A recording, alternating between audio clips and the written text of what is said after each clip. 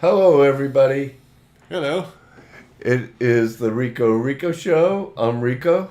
And I'm Rico. Hope you're all doing well. You're in there, dude. See, you're right up I there. know. I was just messing with you. Hey, guys. Had a lot of requests of people asking about overlap and what overlap means and the difference between it and follow through. I think of them pretty much as the same thing in a sense. They're a little bit different. Overlap is just as it says, the overlapping action. I'm going to do a demonstration for you so you can see it. So what we have here is Rascal's coming into this scene. He's going to skid, come to a stop, and then overlap in the stop. And I'm just going to proceed with the next drawings. And we don't have much time here, so I'm going to do this as quickly as possible. And if you guys got any questions, please let us know. Folks are saying hello. Hello. Mike is going to manage the I'll watch the chat here. chat here. There's one hello from New York City. Do you know anybody in New York City? Do I? I know, no. You do now, because the chat says M-O-A-J-R. I don't know if that's Moa Jr. or Mohar. I don't know how to pronounce that. Oh, yeah. Yeah, I do know Mohar, yes. From New York City? Yes, from New York. Okay, Yes. don't let me interrupt you. Okay. Sorry. All right. So Rascal's going to come in here. Oh, let me see.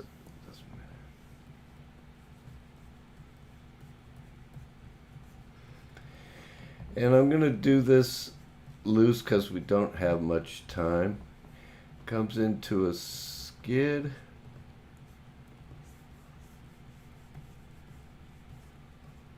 Shigs GD says hello, and Gap4A says, I used to live in New York City, with a heart. Me too. Well, Rico did, yeah. I was there every summer. I'd go visit my grandparents and stay with them for 3 months when I was growing up. In the 60s. New York City in the 60s. What a trip. So what I'm doing here is I'm just creating a key pose as Rascal comes into this skid. This might change, you guys, but I want to show you that different elements that is going to be overlapping. But right here, I'm just coming up with a pose, and as he comes into the skid, and here's the top of his head, so it's going to be a down shot. But the hair, as we look over here, we can see the hair is, the line of action is going back that way. So I'm going to use the hair and the clothing to show you the overlapping action and his entire body. We're going to think of the entire body as one big shape that's going to overlap. So he's going to come down here. Whoa. Come down here.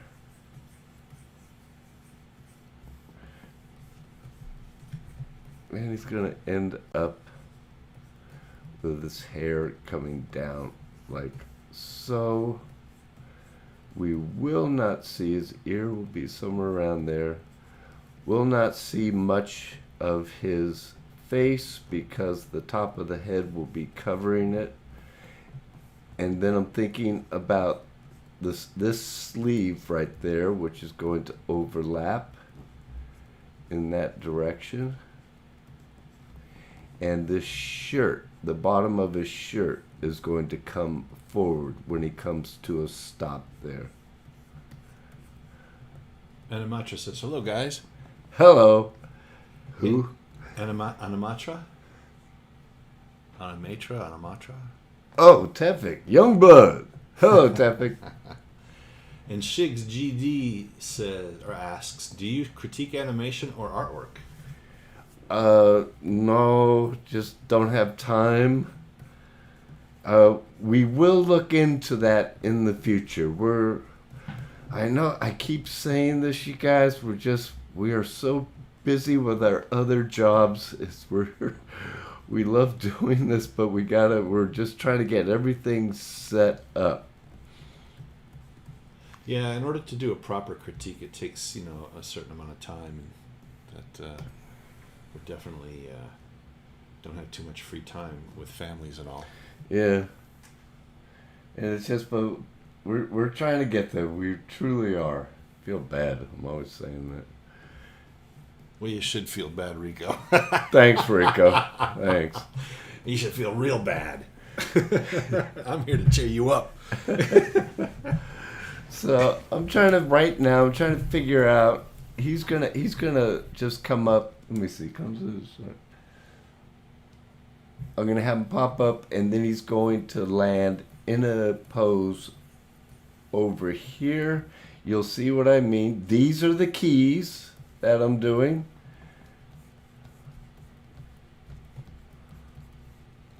Keys meaning major poses? Major poses, yes. Just in case somebody doesn't know what a key is. Yeah. You never know. Major poses. There's also what people call extremes. Those are your major poses. It's just, as Mike just said, I agree. Major poses, whatever you want to call them. Yeah, the terminology's all over the place nowadays. There's multiple labels for things.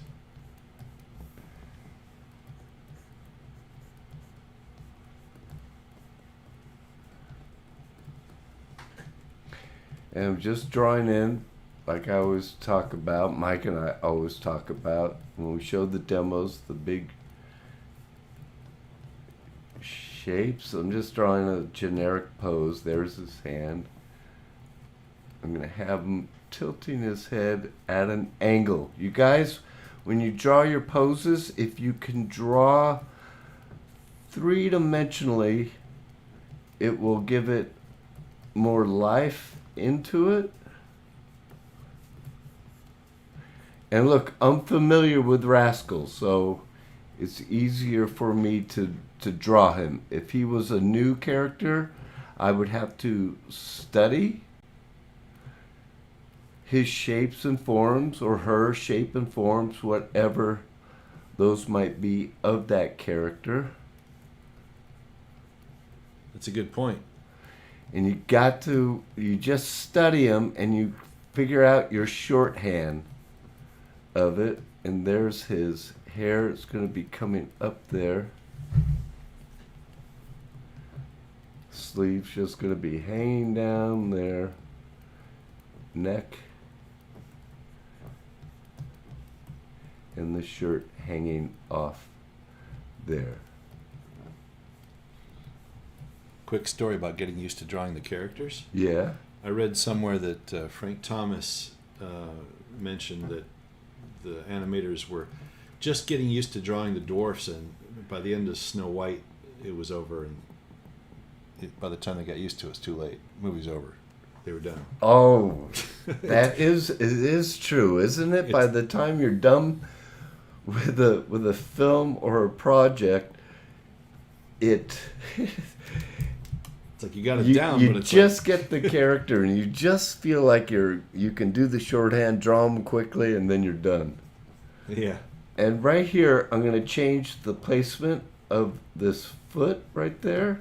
Feels like it works a little bit better.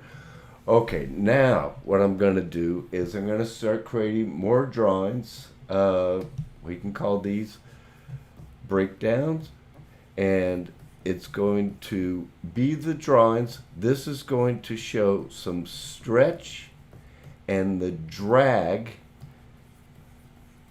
of Rascal as he's coming in, like so. Is that placement going to work? I'm going to have that foot hit right about there, and as you can see, I'm searching. Didn't like the placement of it. What was it that you didn't like about the placement? What was it wasn't the placement of the drag of the head, which is going to turn into overlap, wasn't in the right place. So I had it over here, but now I'm going to drag it back there. And now what I'm doing is I'm turning the head up, showing for shortening there, like so. And everything is being dragged right there. The line of action as he's coming in. And then I'll move that foot there. Looking at this hand and arm. I have two questions. Uh-huh. One is from Shigs GD. Wouldn't your extremes and in-betweens be tight instead of loose? They're just wondering, shouldn't they be tight drawings? Some people draw more tightly than I do. So that's up to the animator. On this test, because we don't have much time, I'm going to be doing it looser. But I do find that if I get too caught up in the drawing, for me, at the beginning, my animation doesn't have as much life in it. So now I'm going to put in I'm exaggerating it, the drag of his pants right there. Coming in, I'm going to bring that foot up higher as he comes in there. Here's the drag of his shirt as he's getting pulled in there. And the hair, everything's being foreshortened. And see, for me, just me personally, what do you think, Rico? For me to go back in and tie these down is going to be pretty simple because, one, I know the character. Two, I got the basic volumes and shapes in there as Rascal's coming through. So I'm just trying to be consistent. There will be some change that I'll probably have to do, for sure. That'll do. Yeah, I've got a little comment on that. Obviously, the more information you put in your roughs for the first pass, the easier it is to tie it down and go over it again because a lot of the information is already there. However, I heard a story from Ruben Procopio who told me about when he was working on Black Cauldron. He worked on these little fairy characters that were underwater. They were really, really well done. He did a great job, beautiful work. And I said, "Oh wow, how'd you get such quality in there?" He says, "I had to do 7 passes, like 7 times over the same scene, to plus it and add more to it." And so he did 7 tries, I guess you'd call it. Not tries, but he worked at 7. That's a great story. And it looked beautiful, man. Yeah. You don't know. You guys, when you see people's animation, you see the finished product. You don't know how many times passes. Yeah. That's what I call them too. It's how many times they had to go over it, do a pencil test, go over it, do another one, get it approved from your director or directing animator, and you don't know how many times they do it, and that's just part of the process.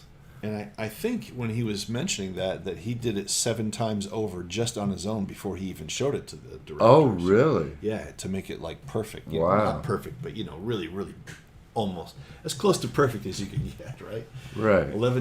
7 times over is a lot, in my opinion. But hey, it's whatever it takes, right? Yeah.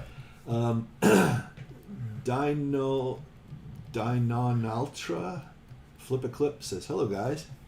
Hello. Oh, and Mohair says the pronunciation is Mojur. Here's another question. This is from Simo Atakima. When you guys animate, do you guys use reference or just do it all from your imagination?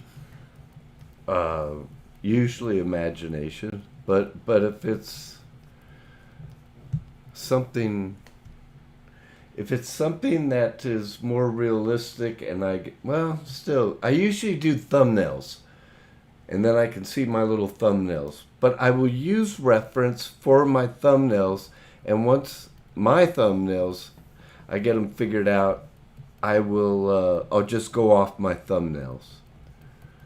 Yeah, I use the imagination for the most part because you want to have, the creativity in there.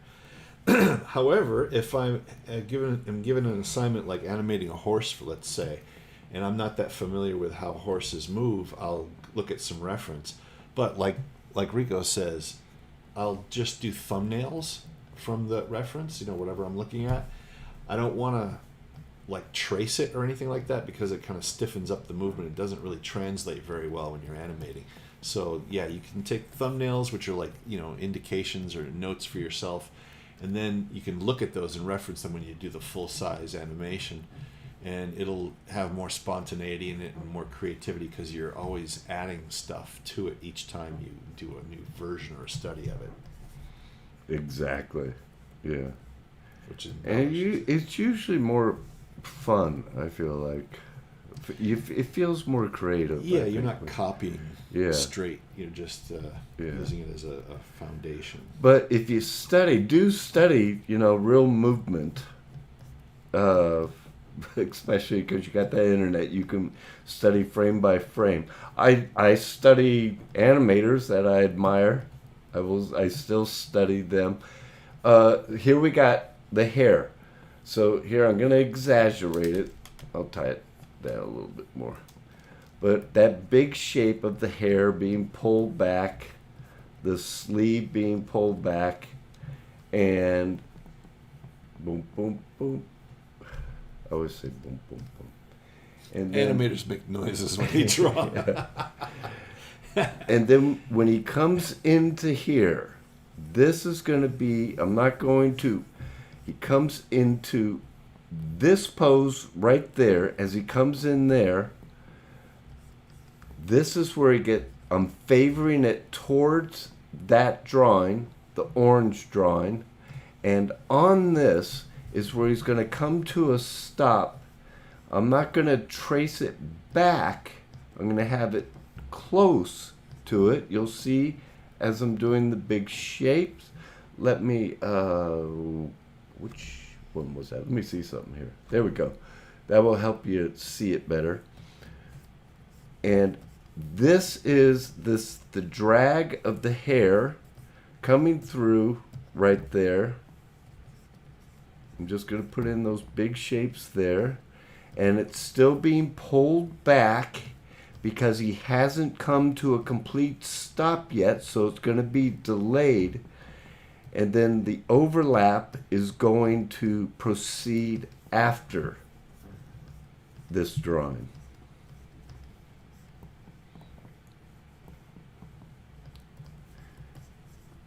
Comes there.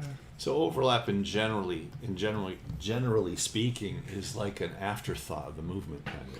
Yeah, it's being pulled by the main action, which is his body and the other elements, but the same thing with the sleeve. Now on this sleeve right there, there's the inside of the sleeve. I'll make this clear. Here's the overlap, the inside of the sleeve right there, and it's coming forward right there. So on this one will be the transition of the sleeve coming forward. I hope you can see that. There it is, of the sleeve is being loose, being pulled by the shoulder and arm, and it's transitioning into this one right there. So there's some overlap. Let me keep going with the head.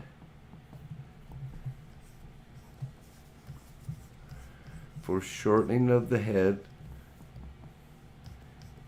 And don't forget, you guys, when drawing foreshortening, think about the forms in space. And then with this hand, I'm just going to put it somewhere around there. Flipping it to see if it's working. Just as a side note, the reason why you're not drawing these rough sketches tightly is because that would slow you way down, because you'd be spending so much time doing drawing rather than concentrating on what the movement is. Yes, I agree. So that helps move things along and lets you concentrate more on what the action is. So here's the transition of the shirt, going from it being dragged back there, coming in forward to where it moves to the overlapping action right there. Drag of the pants, and now it's going to be catching up because things are coming to a stop. On this, it would just be hard to see that. That's just the other leg right there. Just look at the big shapes that I'm drawing.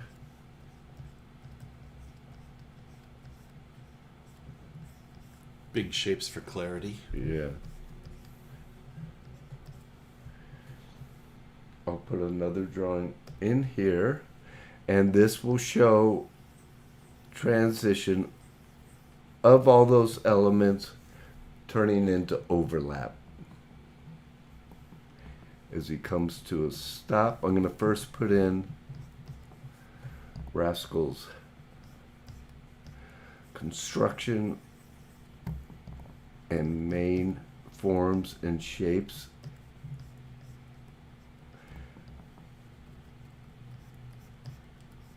I'm going to have that foot down right there.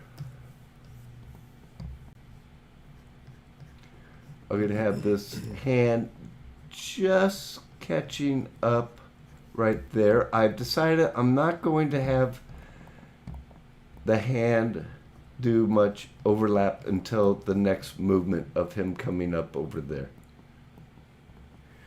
Okay, now we're going to see. I'm going to see right here. Here's a good example. The pants right there. I am going to bring down the opacity of this. Pants are going to sit. They will overlap a little bit in that direction.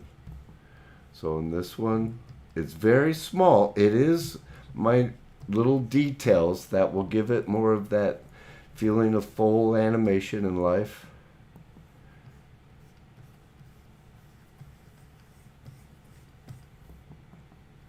I have a question for you. What's that, dude? When you mentioned that foot planting on the ground, Uh-huh. I don't know if you do this, but I do this, and I was wondering if you do it as well. Whenever I have a character walking or jumping down like you're doing here and coming to a stop, whenever a foot plants on one drawing, do you start the next drawing, you start at the foot again to make sure it's locked into place, and then draw the character out from that point, because then the rest of the character won't shift? You know, like if you have a foot plant on one drawing, you go to the next drawing, start drawing the head where you want it to go. Then when you finish the drawing, you're like, oh no, the foot doesn't fit right, because it's supposed to be locked in like it was in the previous drawing. Does that make any sense? Kind of. Does this, like right here, I'm having the foot slide a little bit on his left foot. Yeah. Okay, and on the right foot, I have the heel touch down there. Right. And then I have it just, boom. But you start drawing that first before you do the rest of the figure, right?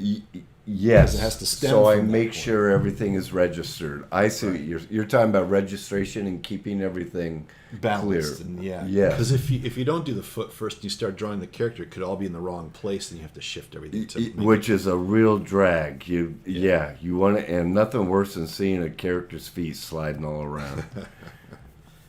Okay, so here we go with the overlap of the hair. I'm going to indicate that hair coming forward. right there, right up there, and it is going to make that transition. So there's his hair. He's got like little spikes right there. And we can see that transition of the hair overlapping right there. I'm just going to put it in that big shape. The shirt is catching up. It is now overlapping there. And the sleeve here is going to be bunching up onto the shoulder. There's the opening of it right there.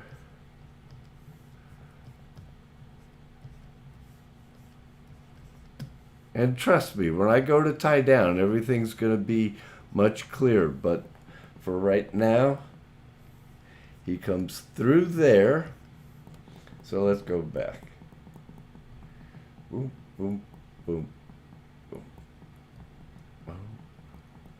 I'm going to look at it. I'm going to be critical of what I put here. That leg. I'm going to put in, what time is it? We're doing okay. Yeah. I'm going to put in another drawing right here, showing the transition. I'm just curious, that transitional drawing you're doing, would you call it a breakdown? Yeah. Okay. Yeah, I would. I mean, it's just, people like to Yeah. have labels for No, certain things. So. I would call it a breakdown. It is showing, describing the action as he goes from here to there, and how I'm going to do that. It's funny, a breakdown is kind of like a miniature extreme because it describes how something goes from one thing to another, which is what an extreme does. It does, but there are many ways that I could describe this drawing. I could have another drawing here that would be of different arcs if I wanted to. So I'm just choosing to do it this way, but I got to flip it to make sure. I'm going to put the nose down there. Yeah, flipping is important to get the flow that you want. Oh, flipping it's look. It's like breathing. Well, it's really the art of animation, because what we're doing is we're giving our characters life. We're moving the forms and shapes, and the only way you can do it accurately is to flip your drawings. I don't know how else you can do it for me. But right here, what I'm going to do is Rascal's coming in. I'm going to make that transition of the hair. Put in the big shape there.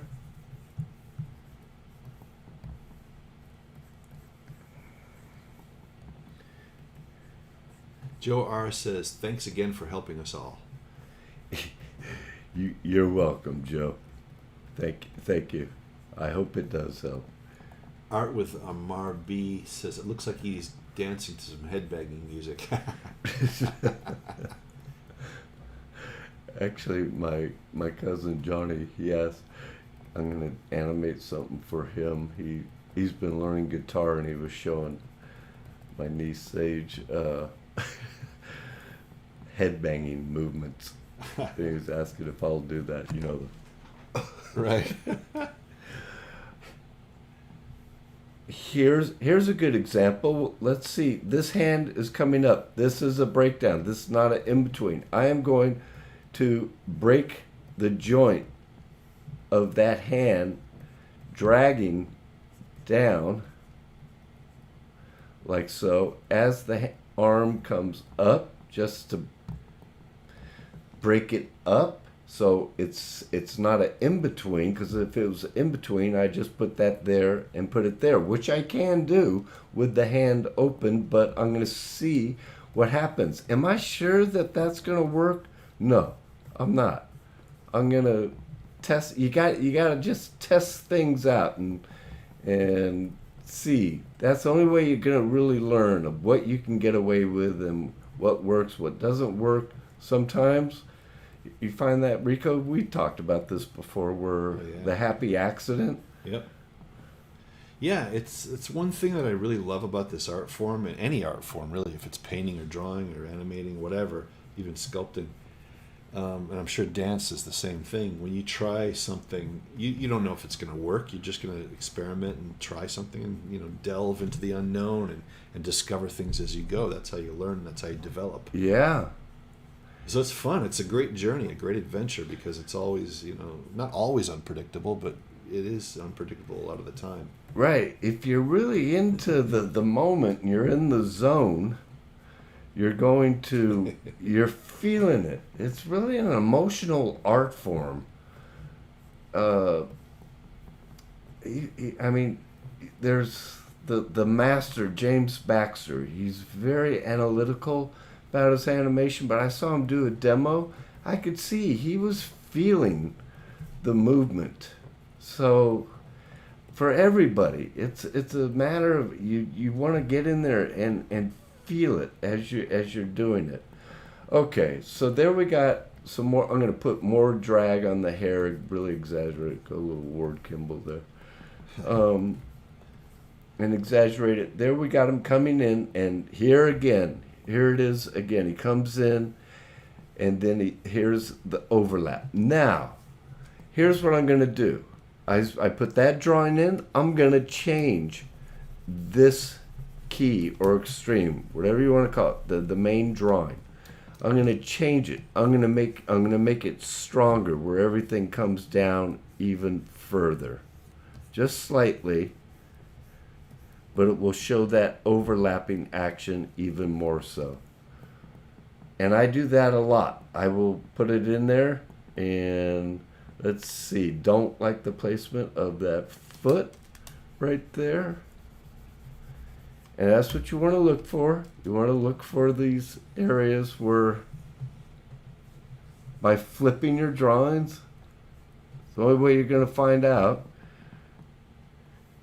Okay. Now, why didn't you like the position of that foot? It felt like I had brought it too close to this drawing. I think it was better if I kept it more of a straight in between. It felt like it got stuck there and it didn't flow with the movement.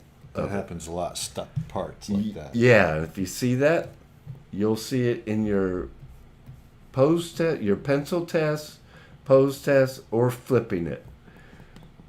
So here we go. We're coming back there. Art with the Marby says, the Rossification of any art is to enjoy the happy accidents. You know what that means, don't you? Rossification, Bob Ross, the painter. Happy accidents. Little white clouds. Does he say that? Oh, yeah, he says happy accidents all the time. Is this our microphone right here? Yeah. Happy accidents. I've never watched Ross. You don't watch him? Oh, he'll bring your blood pressure right down. He's great. I highly recommend watching Bob Ross videos on YouTube. Everyone, please. If you want to calm down and relax. He's a painter. He does that, the formula painting stuff. He's got the fro, right? Yeah, the fro guy. That's him. Oh, he's great. I love him. Well, he's fun?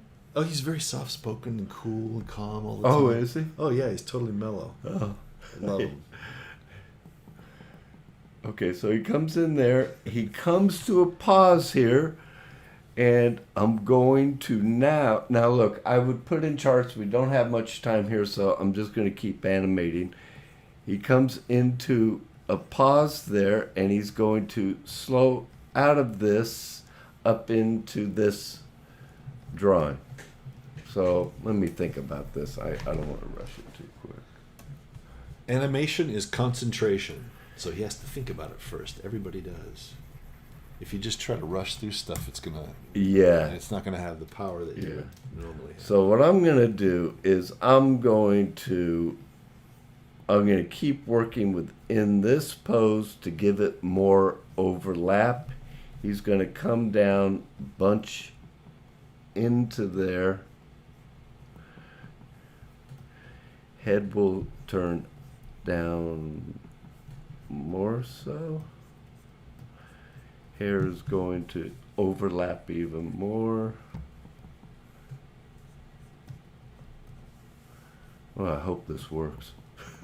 I was just going to say, I'm really glad that you're keeping it super loose and rough and experimental as you go along, because that shows people the reality of animation. It's not a finished, polished thing that just happens like that in 2 seconds. It's something that takes work, and you have to figure it out and feel your way around and make sure you refine things. Yeah, I'm constantly refining.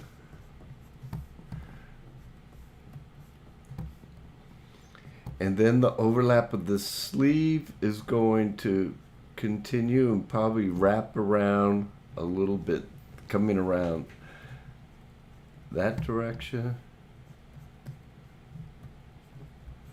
Shoulder, head. Now I'm gonna keep everything registered, these feet locked in there. Rib cage, lower pelvis. Okay, comes in there. Even with a cartoony character, you're thinking about rib cages and pelvises.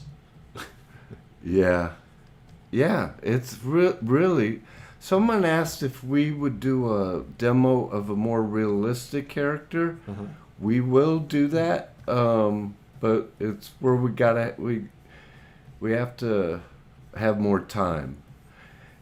But it's basically the same thing. It's just everything is restrained more with a prince or princess or a straight character. Does that make sense, Rico? Yeah, it does, because it reflects more of a real life rather than a caricatured movement. Yeah. So it would move a little more subdued, because that's the way things are in real life. When you walk outside, you don't see these crazy broad movements going on all the time. So yeah, it's a bit more restrained, and it takes more thought. And actually, you know what? Sometimes it doesn't take more thought, because you're following reality rather than trying to make something up. Yeah, it's just restraining yourself. Really, is what you got to be aware of. It's just you don't want to push it so far. We're caricaturing movement, but we want to, on the more straight characters, we want to pull back on the caricaturing of it. Now, you don't want to make it totally realistic, or else why not just rotoscope it? Right, it's pointless. Yeah. Okay, so let me keep going here. It comes in. And then he's going to pause, and then he's just going to come up into this last pose. I lost some volume there. I'll worry about that a little bit later. And comes down, and then I'm going to have him do. This will be a breakdown. I'm going to have him come up into an arc like so. And I noticed Wayne was acting out the movement there with his body as he was trying to animate this. That helps too, to try to physically go through the move yourself sometimes to get a feel of what your body's doing. Yeah. Oh, did I make you self-conscious? I'm sorry. No. I'm glad you brought that up, because that's true. I have to feel it out. I don't know any other way. No, it's great. It's a good thing to do. Toonbox Studio says, hiya. Hello, Paris.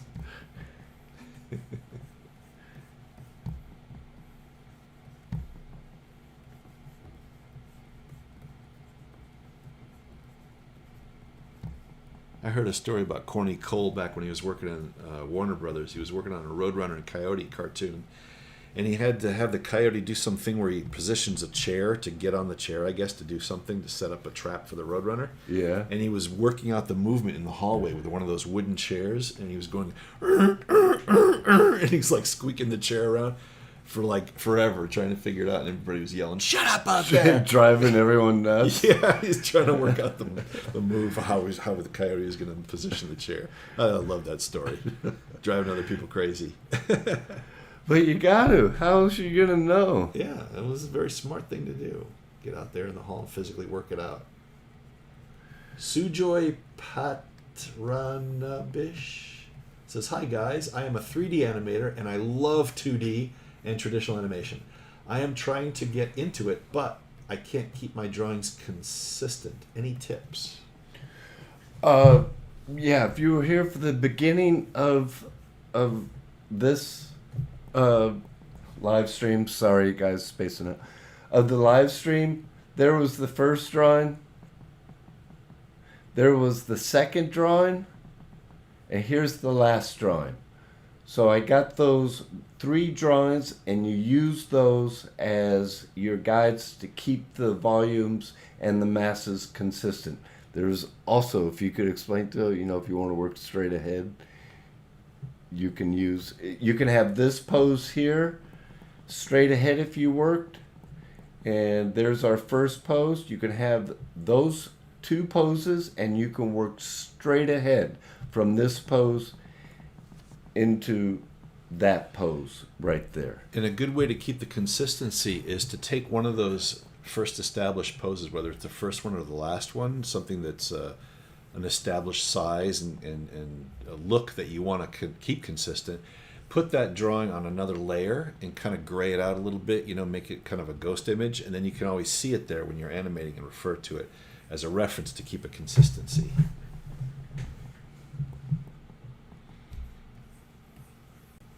So what I'm going to have them do, I'm going to have them jump up slightly to come down into that pose. So he's going to jump off of this foot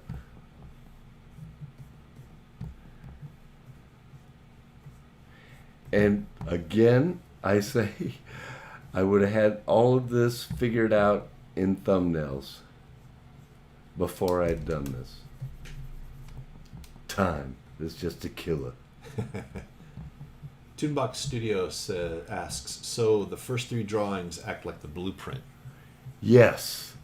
Good way to put it. They're goalposts to work from. Goalposts. They're the storytelling poses. Yeah. That wrangles the whole scene. Let's see. Art with MRB says, overcomplicating your character design will make it harder to stay on character. It bogs you down, yeah. But again, that's the argument for simplification when you're actually animating. You can have a really detailed character. Like at Filmation, we had characters that had buckles and buttons and studs and zippers and all kinds of stuff going, all these little extra stripes and things and straps. But we had to simplify them when we would draw them and then, figure out the details later. But yeah, it slows you way down. Those were tough, weren't they? I'd rather not recall those days. If it's all right with you. Where's my blankie?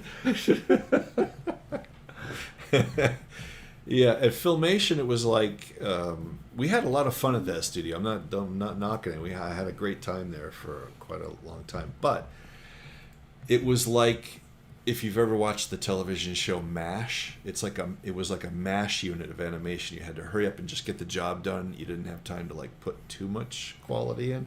Although there were a few people that were gifted above and beyond and could put all this amazing quality into the work that otherwise would have been horrible. And we just took our hat off to those folks. Who were those people? Ooh, very few people. One that stands out was... what was his name? Chris. His name was Chris something. He was an amazing sculptor and draftsman.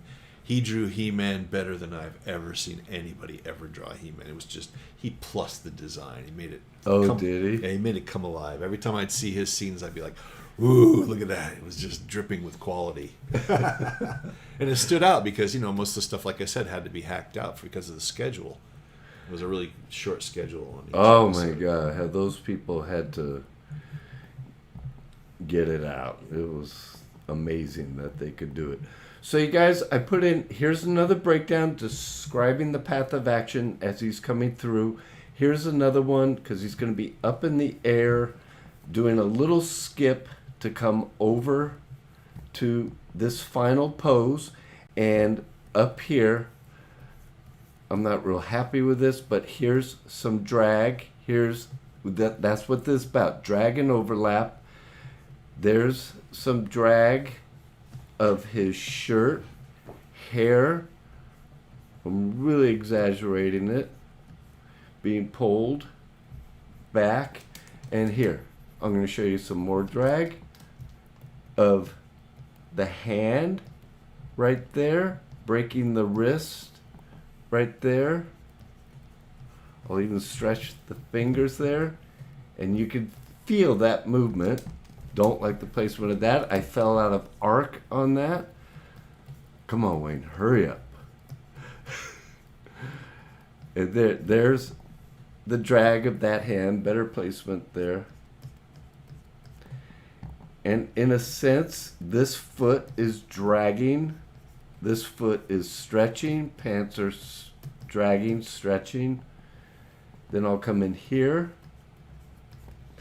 I put down, just like Rico was just talking about, there's that foot. It's going to be my breakdown. I want to make sure I know where that foot is going to contact and land. Because everything's going to stem out from there. You're right. Exactly. That has to be there. There's no real guesswork on that one. And here's some drag. Placement of the head there. Drag.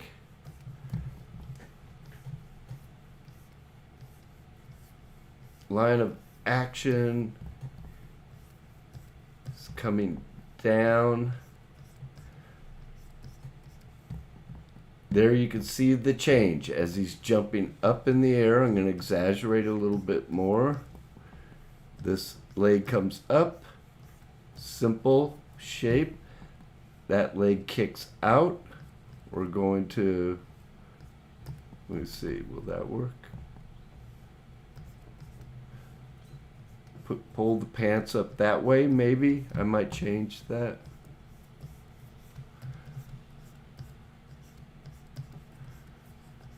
What time is it? I'm trying, Rico. I got questions here. Let's see. This is just a general one. Which studio did you enjoy working for? That question goes to both of us. I can answer for you. Go ahead. He enjoyed working at Klasky Chupo. Oh, I thought you were going to be a smart owl. No, I'm not going to be a smart owl. And I enjoyed working at Filmation and Renegade and Bear Animation and Turner Animation. I like Bear. Yeah, Bear was fun. And Nick. I liked Nick too. Yeah, Nickelodeon was fun too. Yeah, that's a good one. Let's see. But I enjoyed Klasky the most. Yeah, that was. You always refer to that as a favorite. Yeah. Which I never got to work there. The thing, I learned so much there. I was around these artists that were people never hear of that were incredible. My buddy Mike Roth, one of the best draftsmen I've ever seen. And he was a kid. He really pissed me off how good he was. I'm only playing. He was really cool. You know, that's one thing I should mention is wherever you work, wherever you go, there's always going to be people that are more advanced than you and not as advanced as you. So there's always a dynamic like that, you know. And don't worry about it. Just do the best you can do. And as long as you're loving what you do, I think you'll do fine. Man, never a truer statement. Let me tell you guys, what you don't want to do is you're going to find people who are better, and if they're open to it, they will share their knowledge with you. It's like my buddy, Mike Roth. I called him a kid when I met him, and it was just like, oh my God, look at the way this guy can draw, man.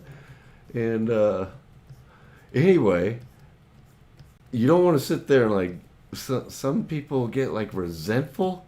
Wrong, man. That's not what you want to do. If they're willing to share their knowledge, and most people are, like you ask them about their approach, what they're thinking and everything, man, that's where you're going to learn. That's where you're going to learn. I was over, not putting down Disney, but they sort of kept you separated from everyone.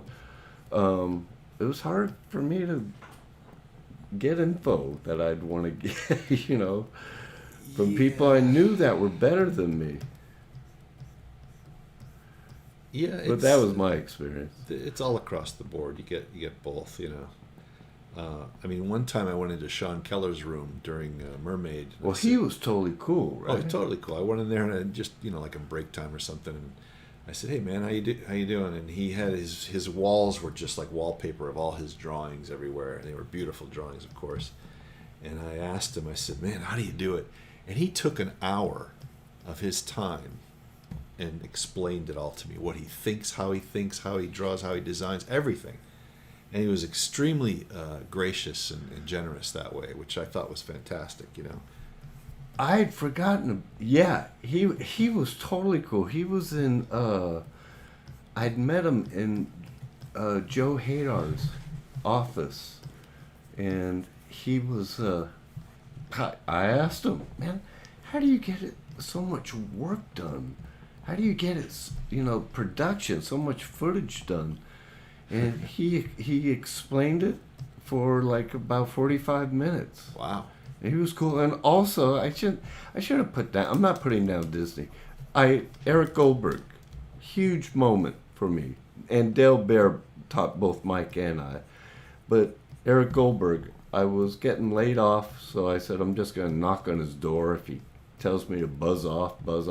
He didn't do that at all. He showed me. It was my first real introduction of how to work pose to pose. And he was totally cool. So. Yeah. Toonbox Studio asks, they didn't allow animators to work side by side at Disney? They sort of, well, like when I got over there, we worked first time, you and I and Jay and Prince and the Pauper. Yeah. Yeah. Yeah, they put us all in with Jackie. They put us all in the same office. One room. But most of the time, you'd have one roommate or by yourself, is what I found. And if they saw you wandering around the office or the hallways, that's the way I don't know. I'm going to keep my mouth shut. Eric, Toonbox Studio says Eric is a gem. Yeah, he was always very gracious and generous as well. Even not only with artwork and tips, but also like at the end of a certain production, I went into his office and said, "Hey, I just found out that I won't be on the next movie, and I was wondering, what places around town are looking for people to work." And he told me all these. He just mentioned all these different studios. This one's looking for that. That studio's looking for this. He was extremely generous. Oh, really? Yeah, it was really nice of him to do that. He didn't have to do that, in his own No, time. the thing is, he's such a legend. When I knocked on the door, I was like, oh man, was I nervous. He was totally cool. Cool. We walked into his office. Well, you one time. worked with him over at Warner Brothers, right?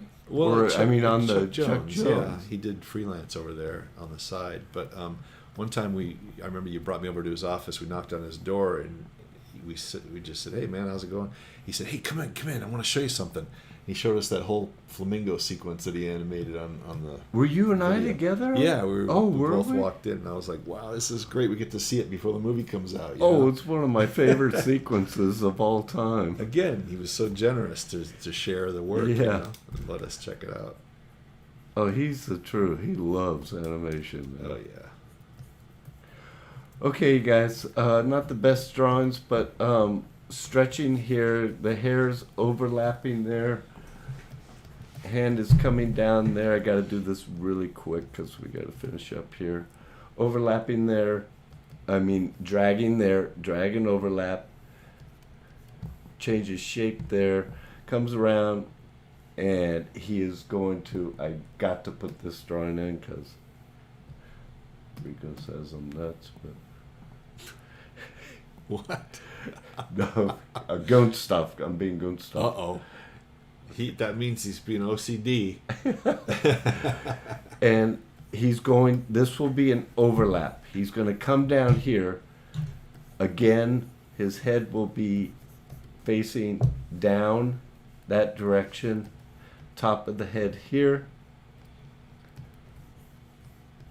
Cranium. I'm going to keep that foot registered there. And then I'm going to God, I always say. I always say slap that foot down. But this one I'm gonna try. I'm gonna actually cartoonize it. Put a little.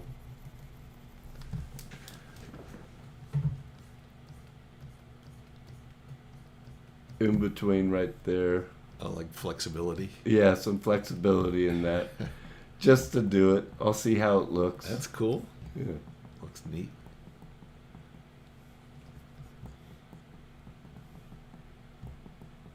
And then I'm just gonna, because we don't have much time, I'm going to try to pop that hand into this when he comes down. And the only way I can tell, again, is flipping the drawings.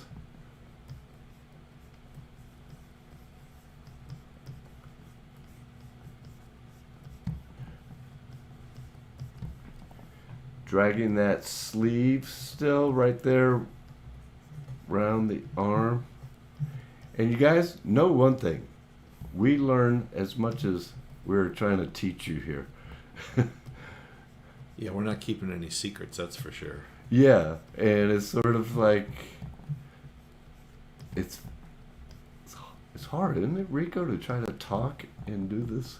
Oh, yeah, and even without talking, I've seen Richard Williams mention in his interviews many times, he says, animation is hard. It is hard. That's without talking at the same time.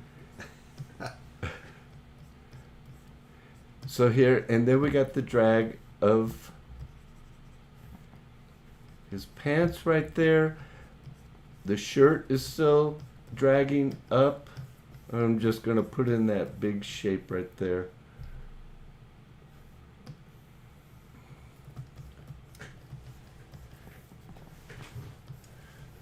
What time is it?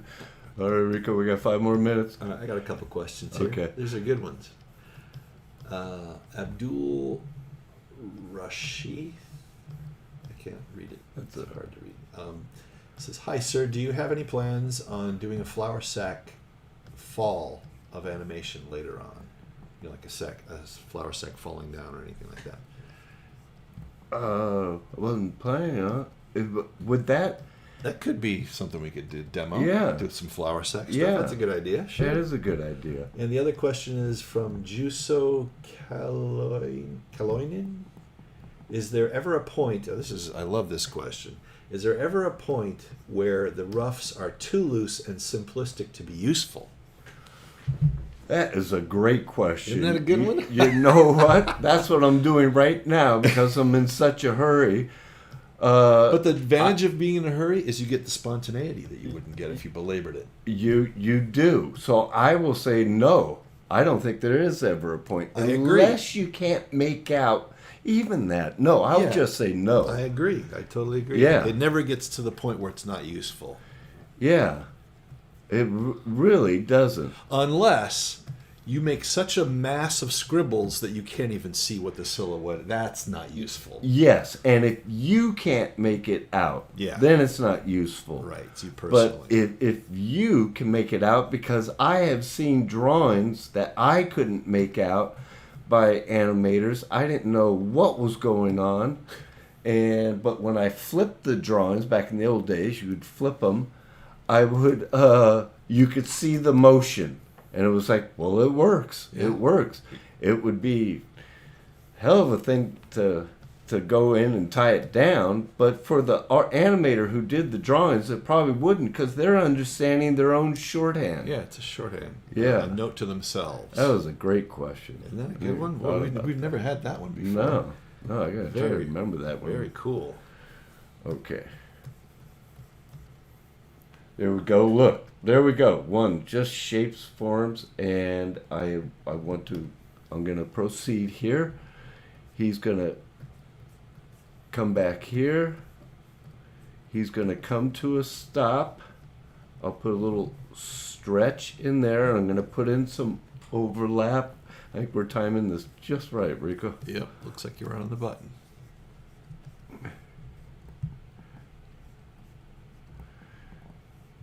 About the roughs, he said, awesome, thank you for the great answer. Thank you for the great question. Yeah, thanks for the great question. Come up.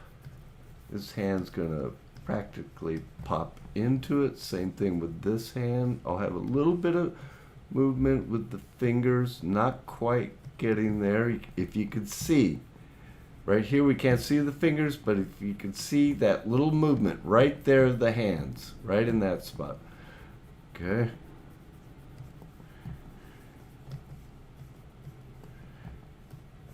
Comes up, up, up. I love the way you're arm. simplifying that head. It's just enough information to move it around. Just enough. Love it. And here we got the overlap.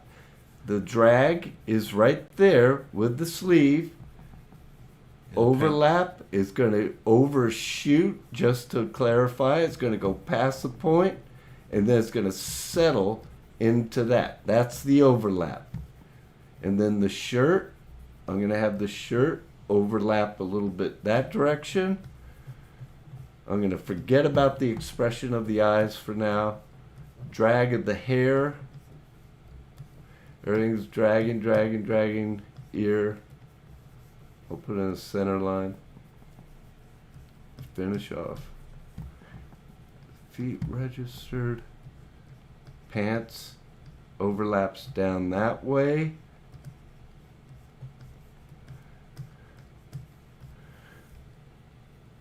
And then if I want to watch this, you guys, everything's going to be a trace off of that. This last drawing is going to be a trace off. I'm going to do it simply.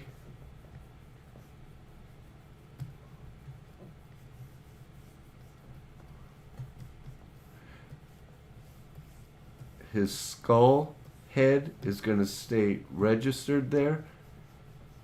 The hair, just because that's what this is about, is overlap and follow through. I'm going to have it go past the point. Also, you could call it an overshoot, but it's follow through.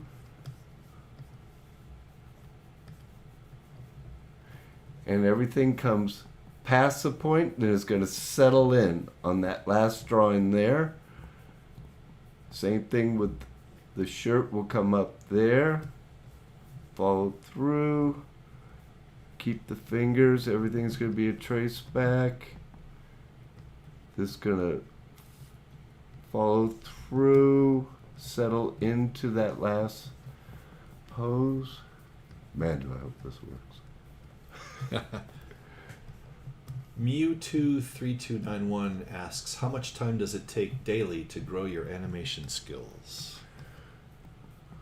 I would treat it like a musical instrument, learning a musical instrument. You have to spend hours each day learning a musical instrument. So I agree. More time you put in, the quicker and the better you're going to get. Good point. Just like drawing. The more time you put in, the faster it's going to happen. Yeah.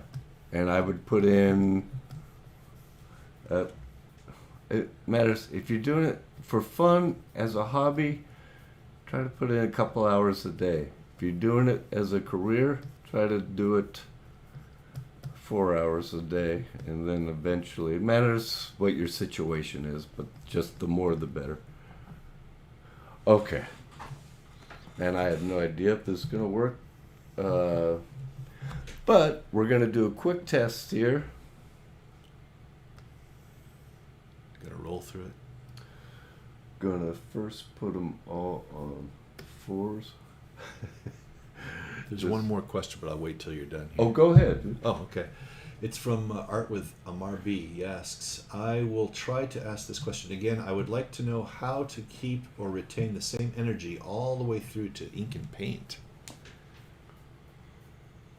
Oh, that's a good question. That's tough because I think the only way to answer that is to overcompensate by putting a ton of energy in the roughs so that by the time it gets to the ink and paint stage, the minimal amount of energy will be drained from it, because every time you do another iteration or version of it, like you go from a rough to a tie down to a cleanup to a colored ink and paint, it loses a little bit of life along the way each time.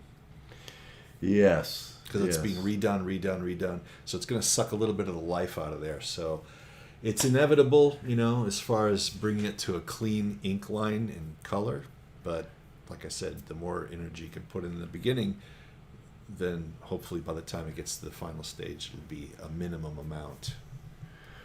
I agree that it just loses some quality afterwards. Okay, we'll do a quick test here. Let's take a look. Too slow. Way too slow. But as we scroll through, let me just scroll through. Let me turn off the... Yeah, scrolling is the best. See, there's the drag of everything coming in. He comes to a stop. He would pause a little bit there, and then he comes up. There is the drag of the body, and there's the overlap right there of the body and the arms. And then right here at the end, drag, drag, overlap when he comes back there, and then he would settle in there. Now there would be in-betweens here. Let me once again try putting this on. I'll just put them on ones. There will be in-betweens. We will need to do some more tests with it, but why isn't... Hold on. Let me try to hold that last drawing.